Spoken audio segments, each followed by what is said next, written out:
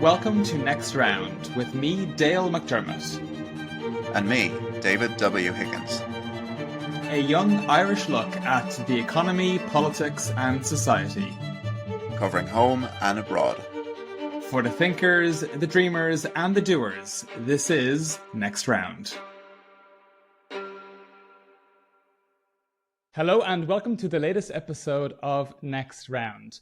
With voting over in the US election and Donald Trump winning decisively, there is a lot to unpack in this week's episode.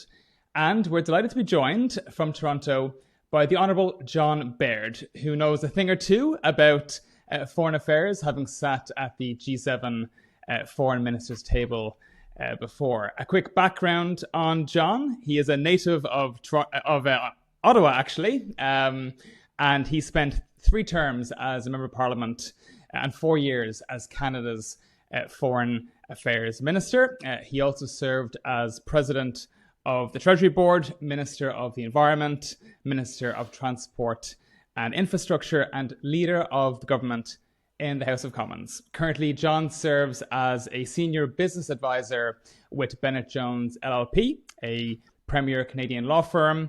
In addition to his work with Bennett Jones, John sits on the advisory board of Barrick Gold Corp and also the corporate boards of Canadian Pacific Kansas City Limited, Canfor Corporation as chair, the FWD Group, and Pine Bridge Investments. He also serves as a senior advisor at Eurasia Group, which is a global political risk consultancy. John, you are very welcome and we're very grateful for your time.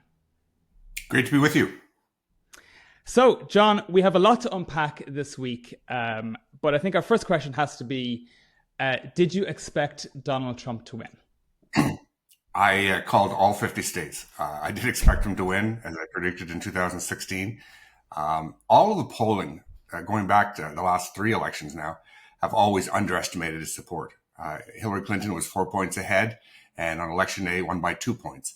Joe Biden was ahead by 8.5% and won by 3.5. Well, most polls had it dead even, and of course he won by 4. So it's a repeat of, I guess, I don't know whether it's bad polling or whether it's people don't want to admit to a pollster when they get a phone call that they're supporting President Trump.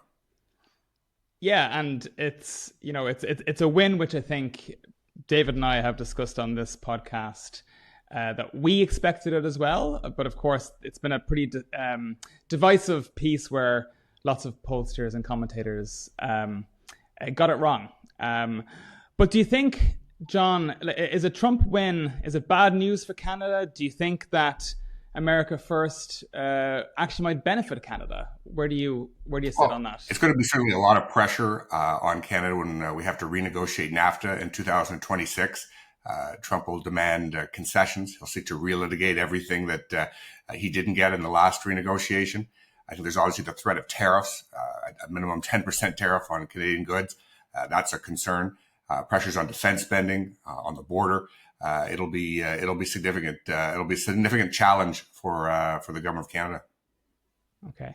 Do you have any sense of what the first 100 days of a Trump 2 presidency might look like? If you're, let's say let's say from the Canadian perspective, what are the things that a Canadian government might want to have on its radar for the first 100 days? I think people need to remember a few things. One is that he's comes into the presidency on this occasion a lot smarter, a lot more experienced, and a lot more confident in his own judgment. He'll be dismissive of elites within the bureaucracy and within different policy councils and communities. He'll know what he wants to do. I think when you go back and do a job you had before, you bring a new zeal for what you didn't accomplish and what you want to accomplish. And I think he'll be demonstrably more forward leaning on a whole host of issues. He'll also be much more selective in terms of his cabinet and his advisors, and I think he will move with greater speed on a whole host of issues, from the economy to spending to taxes to the border to foreign policy, national security challenges as well. If you take, of course they say that the the challenge for Republicans last time, 8 years ago, was that they didn't have a plan going into it, and now they have this Project 25, which is the blueprint for how they can really act fast in the first 100 days.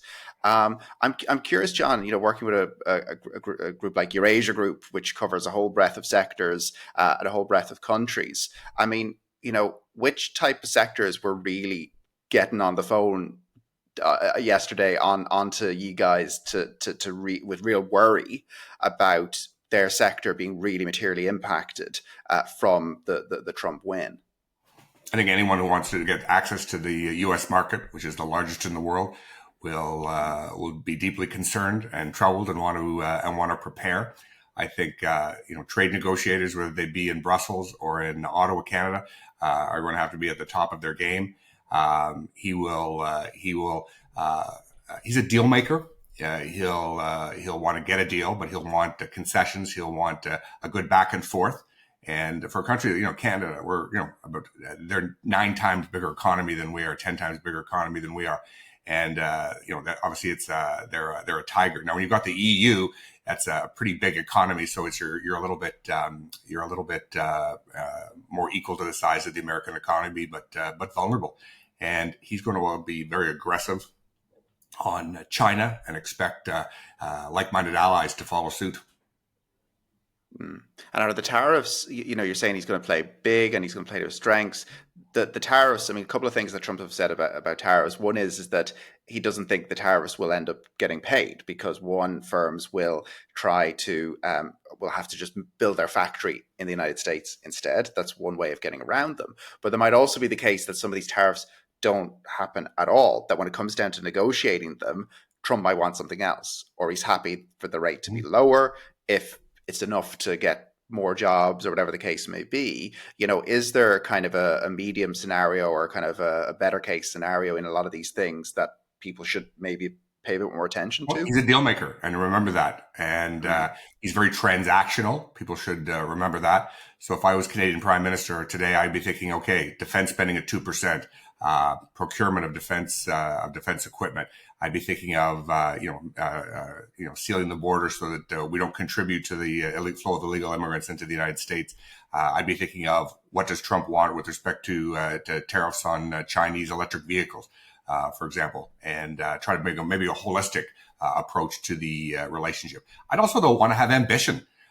We've got a softwood lumber trade dispute with the United States. It's been going on since President Obama was president. Prime Minister Harper solved it in about 75 days, and so we want to see that resolved. So I think Canada needs to have its list of concerns and asks as well.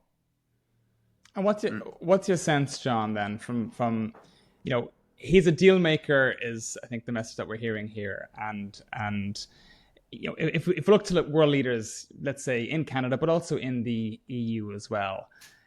Looking at a Trump 2 presidency, will that ambition for a deal be matched on the other side of the table from the US? Or do you think that this is going to be retaliatory and it's going to escalate into just, tariff for tariff trade war and no one wins?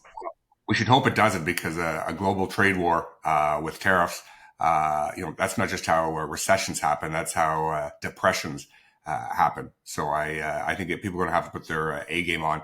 For a country like Canada, it's hard to foresee a win-win. It'll be a win for the Americans, and hopefully we can. It'll be as minimal of losses as possible for us.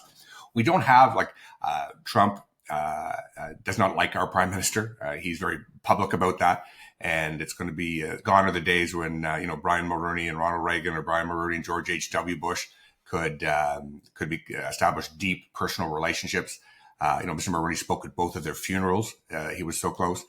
So we don't have that type of favored relationship that we've been used to in the past. Yeah. Canada votes, of course, in a general election relatively soon, and the Conservatives are very much expected to take over. Is there, kind of solid talk about what the Pierre Poilievre and Trump relationship might be? I think this is the challenge: is that we have a prime minister at his, just entering his 10th year in office. For the last 18 months, he's been trailing by 20 points, and that's with a 5-party system. The Liberal Party has lost 5 of the last 6 election popular votes. He's deeply unpopular and at his weakest moment. So it's not really he's not really standing in a strong position to confront Trump as he would have been in 2016, and that's a huge problem for our country. He's got a hung parliament. The opposition parties have broken off deals with him.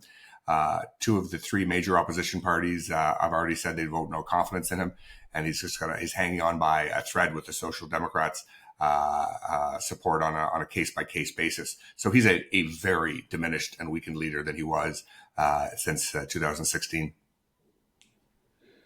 John, just going back to the whole element around building relationships, because I think this is an interesting piece that our listeners and viewers would be curious to hear more about. And again, it's that the emphasis and importance of building relationships with your counterparts across the table. So, John, you were, as I mentioned at the start, representing Canada at the G7 foreign ministers table.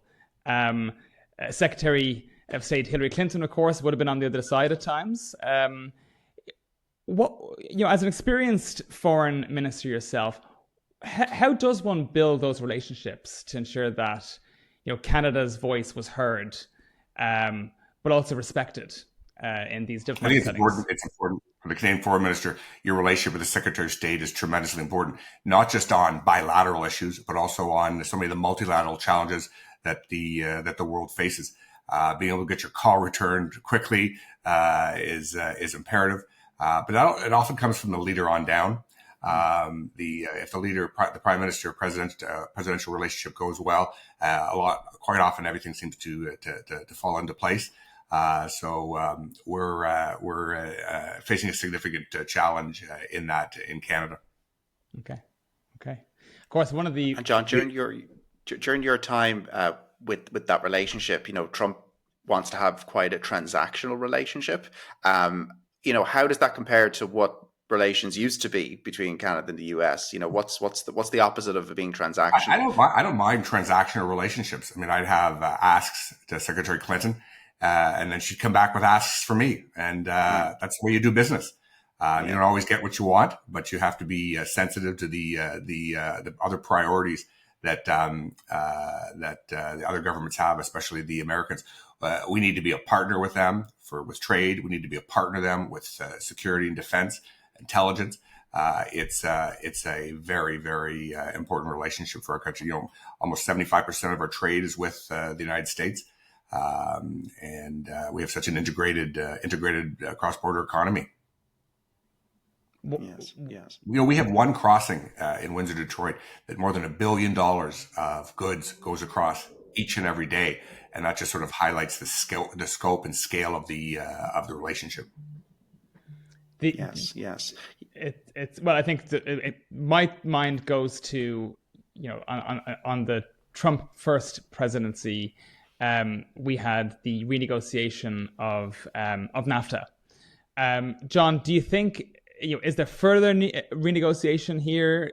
Do you think Canada's within his sights again on that front? I mean, trade agreements are supposed to bring security and certainty, but there's a renegotiation clause in the new NAFTA, which says we've got to renegotiate it on July the 1st, 2026. So that's a huge black cloud over the Canadian economy. Now, that's the bad news. The good news is we'll have an election, hopefully have an election long before then, where we can bring in a new, fresh, reinvigorated, thoughtful, intelligent government.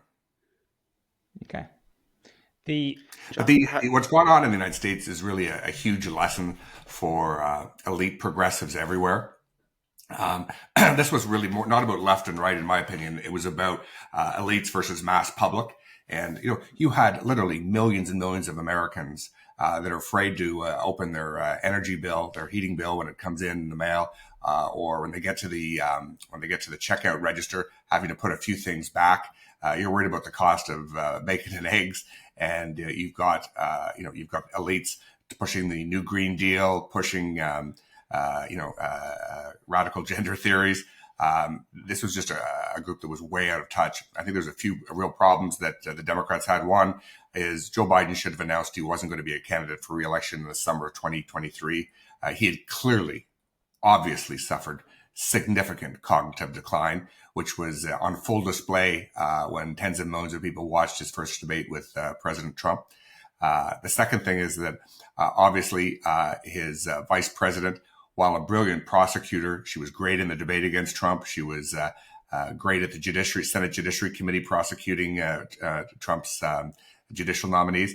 But she couldn't do a media interview. I mean, for 2 months, she didn't do any media interviews. And I think it was a big mistake for them to start to put her out there because she struggled. She went on The View, TV show, in a daily TV show in the United States, which is probably the most easy, comfortable format place for a liberal Democratic woman.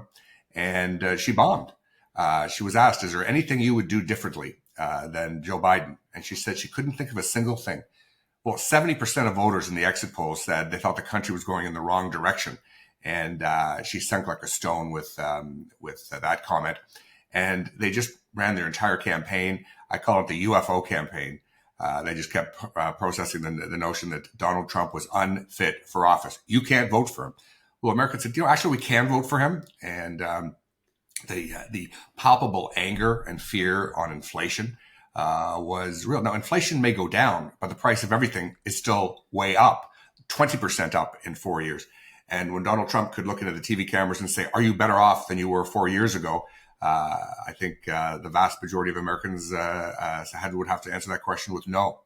And the second issue was just the wide open immigration. They clearly had planned deliberately an open door immigration policy. He got rid of 65 presidential orders on day one that President Trump had signed in, and people just streamed across the border. And why did he do that, John? What was the thinking? I don't know whether hoping that these would all be future Democratic voters, hoping that if they didn't do it, the woke left within their party, the Bernie Sanders, the squad, the wrath of God would come down on them. But it is a huge problem now for American communities. I was in New York recently, and you can see the hotels which are costing billions and billions of dollars a year to put up the illegal migrants. You can see the homelessness encampments, in Dallas and Chicago. Crime is on its way up. People are concerned about their families and their future, and they just refuse to take significant action. I think they tried to maybe do a bit of a U-turn in the recent months, but it just wasn't authentic or believable. And had Vice President Harris had to go through a primary process, she might have been boned up her skills and improved. She obviously dropped out before the first vote was cast in 2020, and then of course didn't contest a single primary or caucus in this election cycle, and unfortunately, it showed. Bad policies and a bad record and a bad campaign. Also, the trust in the trust in the legacy media is in an all-time low. People increasingly can't even watch CNN and MSNBC. It's so biased. It's so partisan. More liberals watch Fox News than watch CNN. More independents watch Fox News than watch CNN. Or MSNBC. So things like your podcast, President Trump going on Joe Rogan's podcast for 3 hours. That's a risky proposition, but he was speaking to far more voters than he ever could. And the fact that Harris refused to do that, of course, Rogan endorsed Trump on the eve of Election Day. John, is there not really now a reckoning that has to happen within the Democrats? Because you mentioned about being fearful of the squad and the far left, but really now the Democrats are just going to be fearful of the electorate come the next one, and that'll probably put a fire under them, like it did under the British Labour Party after Jeremy Corbyn's time in office, to moderate, to just kind of detach from all of that kind of wacky lefty stuff and actually just pivot for the centre and just stay there. And like Tony Blair did when he became leader of the Labour Party in the 90s. I mean, Mrs. Thatcher, who I'm a big fan of, I was asked what her greatest accomplishment was, and she smiled and said, Tony Blair. Blair, while I'm not a Labour supporter, he's a smart guy. He's fundamentally competent, and he was the last serious Prime Minister the United Kingdom had. So I think that's what the Democrats have got to do. Only in the United States would you have a Bernie Sanders and a Bill Clinton in the same party. In the UK and in Canada, we have Liberals and Social Democrats. You obviously have two parties as well in the center and the left, and they've got to confront that. I think people, when Joe Biden got the nomination in 2020, he got it for one simple reason: he was a moderate, he was a centrist. And that's why Pete Buttigieg, that's why Amy Klobuchar, on the eve of Super Tuesday, jumped on board his campaign to help him secure the nomination. And almost immediately after securing the nomination, he just became obsessed with speaking to the squad and to Bernie Sanders and his supporters. And that's not why he's elected. And if you were going to confront the fear of that they try to breed about President Trump re-election, you should have really, had a moderate coalition together to show that you were serious about governing from the center. And of course, they didn't do that, and now they've lost again. They just lost touch with the average folk. I mean, to say to the welder or the plumber, we're going to take your tax dollars and pay off university graduates' student debt. That just was. Even after the Supreme Court ruled it unconstitutional, they did more of it anyway. And this was over $100 billion, and that went over like a lead balloon. Their radical climate policies, their huge increase in spending, which caused inflation.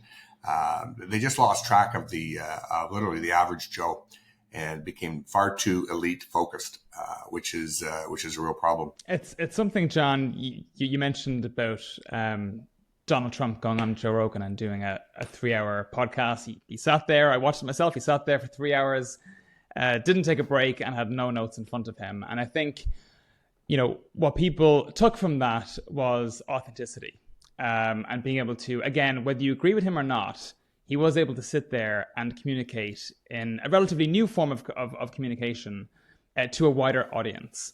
And if you contrast that then to Kamala Harris, as you mentioned, she didn't do that. She had the opportunity to do it, but she didn't do it. How important do you think this new type of communication is going to be for politicians, for the next generation of politicians going forward across the world? Because, what I also noticed in the last days of the campaign was this over-indexing on celebrity endorsements, looking at celebrities from Hollywood to endorse their campaign. And while you can contrast that to Donald Trump, of course, who was a billionaire, my thinking was that he's a billionaire, yes, but he's a billionaire without the gloss. And he was one that was actually speaking directly to people in an authentic way.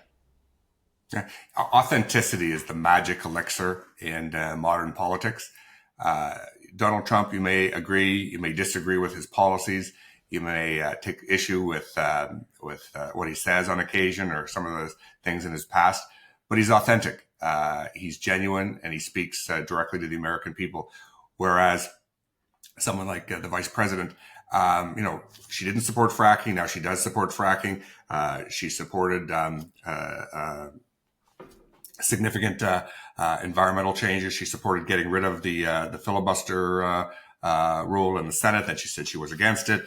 She said she was in favor of packing the court. Then she said she was against it. Voters really never knew where she actually stood. And the fact that she couldn't give a 3-hour interview to be able to speak to her own values and what she thought, I think, was a big part of her failure on Election Day. And that's going to, the fact that Donald Trump could get more support among Blacks, could get more support among Latinos, more support among women than he did in his last 2 runs. It really speaks volumes. The identity politics net is diminishing considerably. The Democrats took African American voters for granted for far too long, and Trump is speaking to them. And while some of his stunts are a bit crazy, when he was making French fries at a McDonald's or through the drive-through window, that's the America that most Americans live in.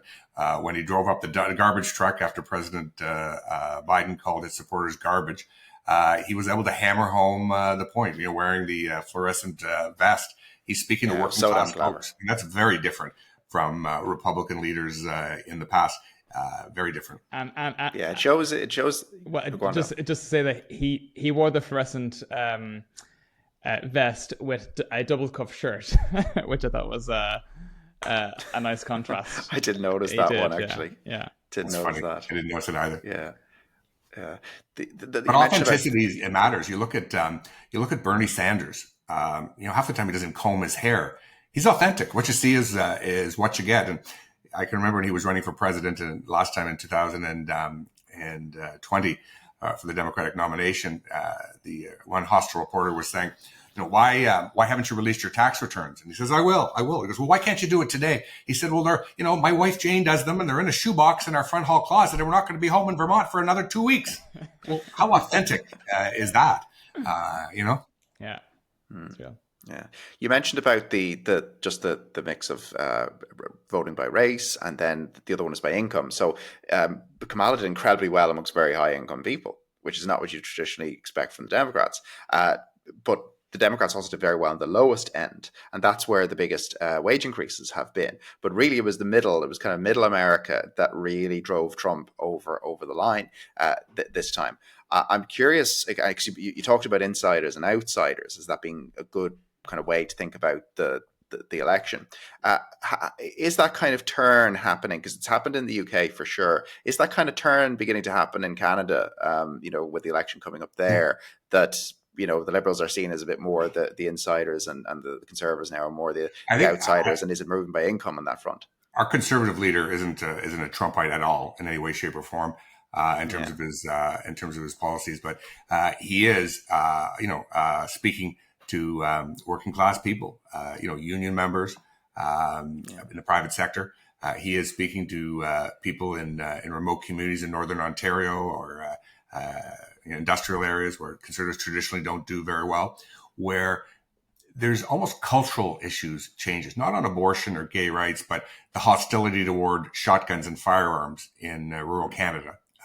The government's been liberal government's been quite hostile here. The hostility that people have to elites, he's being able to take great advantage to that. It was almost like when you had Democrats during this election say, well, 57 Nobel economists prize-winning economists have reviewed my economic plan and support it. Well, this family can't pay their grocery bill with a card, and they have to take they're embarrassed, and they have to take two or three things back. In Canada, the Liberal government has brought in a carbon tax. Pierre met one woman, her oil bill for her oil furnace was $1,365 for 6 weeks worth of oil. I mean, that's more than she makes in a month just for the oil, because the carbon tax has gone so high, and he wants to quadruple it. Well, this isn't working for real average folks, and you got to speak to the bread and butter issues, and not the elite issues that the left has been so transfixed with. You mentioned about speaking to union members, and that's something that Trump managed to do. So at the GOP convention, there was a big union leader there, the Teamsters, who I think are in Canada as well.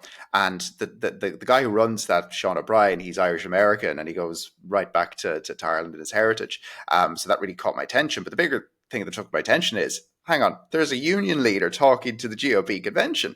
Go back 20 years. A Teamsters union leader to boot. Yeah, exactly. They refused to endorse the Democratic ticket for the first time in a long time because their members didn't support it. Yeah. Like, it's a big blue collar move, and it's happening in Canada. It's happened in the UK for sure. Ireland, not so much. We certainly have, like, the government we have now, very much parties at the centre, a bit of centre right, and they've put up the minimum wage like 12 times every year in a row. They just keep putting it up, right? So there is very much blue collar appeal in ours too, but it's much bigger trend in the other countries. But I'm always a little cautious on this. Is the pivot towards union support not something that's going to trip up these countries in 10 years' time, that there'll be too much union power and it'll be back to the stagnation that economies faced way back in the 60s and 70s and all that? I think there's a huge difference between public sector workers and private sector workers. At least in Canada, there is. Public sector workers continue to be hostile to Conservatives, probably on fiscal responsibility type issues and fear of austerity. whereas private sector union members are more concerned with the bread and butter issues of a growing economy. If they are a fisherman or if they're a fisher or a hunter in their spare time, they want that respected, and they don't want to be they don't want to constantly be bashed for their political views. Yeah. My own view on this is that I think it probably is a good thing, because at least in the early stages, it actually spurs wage growth, and it does allow genuine catch-up that's needed. And I think it actually goes to the question of housing. So this is a thing that I've been saying for a while, that wages go up, then interest rates can stay a bit higher, but then that'll bring down the price of housing. And I know housing is crazy high in Canada. We all have the same problem in the English-speaking world about what to do with that. So yeah. And this general affordability issues, these consume people, their families, their finances, their future, and you got to be able to speak to them. And Justin Trudeau hired so many new public servants in Ottawa, the price of the average home went up by 100% in 4 years.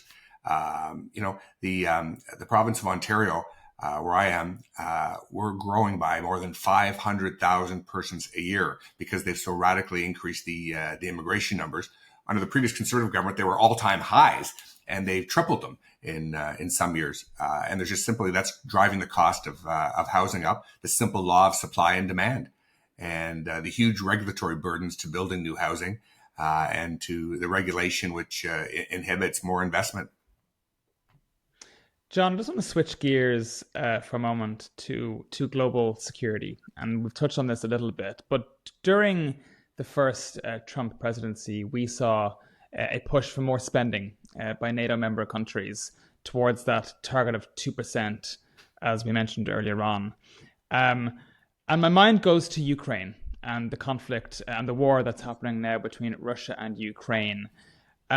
What are your thoughts on where this will go from here? Do you think, will he force a peace plan? Will there be a peace plan? Curious to get your thoughts on that. Well, let me deal with the 2% thing. When I was in government, we didn't spend 2%. Having said that, we were prepared to do our share of the heavy lifting. In Afghanistan, we were in Kandahar, likely like the UK, in one of the most dangerous parts of the country. We didn't have policies that required our armed forces to remain on base and out of fire's way. We did our share of heavy lifting in Afghanistan. We took, like you in the UK, took a huge toll. We were other than the United States, we were the only country that did bombing on ISIS targets in both Syria and Iraq. We were the only ones to do that.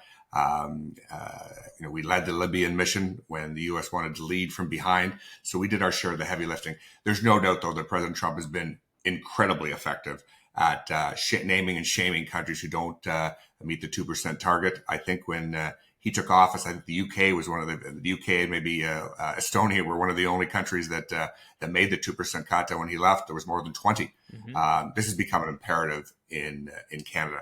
Our Foreign Service ambassador to Washington, she's in the diplomatic corps, said last week that making the 2% by 2032, just don't cut it, isn't going to cut it. And that was a remarkable statement for a representative of Trudeau's government. So it's going to put huge pressure in the next year or two on Canada to take concrete actions to get that up and to get it up quickly. And we'll not achieve that unless we can find the fiscal room to do it. We will not achieve that unless we transform the way we procure military equipment. The U.S. isn't going to take any excuses anymore. They're going to want to see action. Okay. And then translating that then to Russia and Ukraine, how do you think that's going to go? Well, we'll see. I'm obviously, you can see, I'm a huge supporter of the sovereignty and territorial integrity of Ukraine. There's a bit of a political consensus in Canada of that, which I think is a good thing. I think Canada was very weak under this government, providing just blankets at the beginning of the war, that type of policy. I think if the war does go on, there's no doubt that other countries like the UK and like Canada are going to have to step up and put more military support, whether that's direct armaments or cash. It'll be tremendously important. Obviously, I think at some point there has to be a peace deal. The Ukrainians are taking huge losses of military personnel every day, and that obviously can't go on forever. The students of Russian history know that Russian and Soviet forces and people are gluttons for punishment. What they went through in World War II, for example, just with the various Nazi sieges in their country was unbelievable. And I would never write the Russians off. President Trump has said he'll seek a peace plan quickly. I think a day might be somewhat ambitious, but I think there's a reason why under President Bush, under President Obama, and under President Biden, both Republican and Democratic administrations, Russia made advances in South Ossetia, in Transnistria, in Crimea, and then of course now in eastern Ukraine. That didn't happen when Trump was president, and I think whether they were in the halls of Moscow, at the Kremlin, or at the halls in Beijing, I think they would have been afraid of what response they would have got from Trump. His enemies and adversaries feared him and couldn't predict what they would do. And unfortunately, we tried to collectively, under President Biden's leadership, have tried to isolate Russia. Russian economy is actually growing more than the Canadian economy and the U.S. economy this year. So you can say that our efforts to kick them out of the G8 and to marginalize them diplomatically and financially. Sanctions didn't have that desired effect. It has not had the desired effect at all. And of course, he recently in Russia hosted the larger BRICS group, and you had leaders from India, from South Africa, even from respected partners of Canada like the UAE. They were there. The fact that he's what are your thoughts? The fact that he should be on the docket and at the Hague didn't seem to dissuade them from attending. What are your thoughts on emerging multilateral organizations like BRICS? Do you think effective? Going to go somewhere? Well, I don't like to see countries who I respect and admire, cozying up to Putin. That is a deep concern. That's a huge problem. I'll concede President Biden has been very effective at rallying NATO countries to support Ukraine, but we obviously need to look where we go from here. I suspect you'll see in this lame duck period before January 20th, you'll see a substantial amount of appropriations for Ukraine, and even getting it delivered before the inauguration. Oh yeah, that's a good way to kind of get around it. And of course, just thinking of getting around things, people get around the sanctions by going through other countries that are proximate to Russia, get a German car, bring it in the back door sort of thing. But just, John, just thinking of what other issues in foreign relations right now are people missing? What's something that you'd like to say to our listeners that just pay attention to, because it's not going to make news, but it's actually kind of humming under the surface. And you look at international organizations like the World Trade Organization. Trump was very effective at basically neutering its power by blocking appointments to tribunals and hearing panels. At an issue like NATO, the expansion of NATO will largely come to a halt. He will not agree to a pathway for Ukraine, and he will be deeply skeptical about NATO enlargement. You think about the UN, I think it'll be further handicapped with the United States dues going to New York and Geneva. So there'll be huge effects there. Obviously, continue to have power in the G7, but there as we have a more complex world, the United States and traditional powers have lost their influence. We now have the ASEAN countries in Southeast Asia. We have the EU in Europe. We have the BRICS, which is now enlarged. We have the Organization of American States. We have a China that is pushing its power and influence throughout the world, in Africa and beyond. So it's not like when you have one superpower that could be the invisible hand guiding the conduct of international affairs. It's just not able to do that. I can remember President Biden, phoning the Japanese Prime Minister, urging him not to, after Crimea was invaded, urging him not to visit Putin in Moscow, and he went anyway. The pipeline from Russia to Germany was scheduled to go ahead until the last minute. The U.S. just doesn't have the ability to snap its fingers and get countries to come to heel. John, with that, we are running out of time, but I want to thank you for your time today. We know you're very busy, and we're very grateful for you spending time with us today and sharing your insights. So, John Baird, Canada's former Foreign Affairs Minister and Senior Advisor with Bennett Jones, thank you very much for joining us this week. And that's all we have time for this week. Thank you for watching and listening, everyone, and we'll see you again next week. Take care. Great to be with you.